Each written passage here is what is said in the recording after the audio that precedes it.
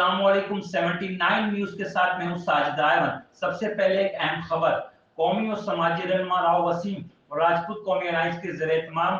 Defence view Karachi میں ایک عظیم الشان دعوت علیم کا انعقاد کیا گیا، جس میں ملک کے نامور مذہبی اور سیاسی سماجی وکلاء، ڈاکٹر، شعراء کرام، جید، علماء و مشائخ اور سول سوسائٹی سے تعلق رکھنے والے افراد نے بڑی تعداد میں شرکت کی۔ دعوت علیم میں شرکت کرنے والے مہمانوں میں پاکستان پیپلز پارٹی سے وزیر اطلاعات و نشریات سندھ اور کراچی ڈویژن کے صدر سعید غنی بھائی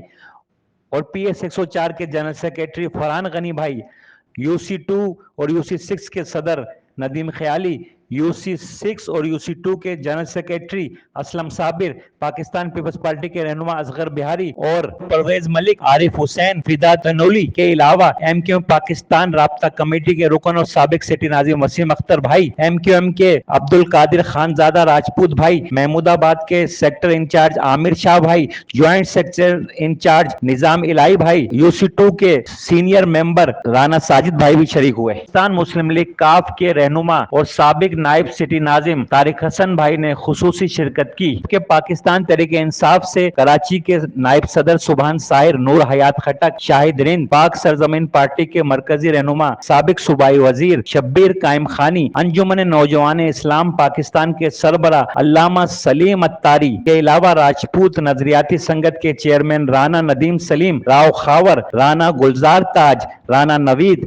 رانا نادر، القریش برادری کے کرنال کالونی کے چیئرمین ابو بکر غوری، کامران قریشی، غلام جمالی، راجپوت برادری پی ایس 104 کے عمائدین راؤ فرمان، آفاق خان، آفتاب خان، راؤ ذوالفقار، رانا افلاطون، رانا عارف، تنویر ارائن، سرور قائم خانی، راؤ حاجی پرویز، رانا حاجی مبین، نفیس انصاری، واجد میو، نعمان گجر،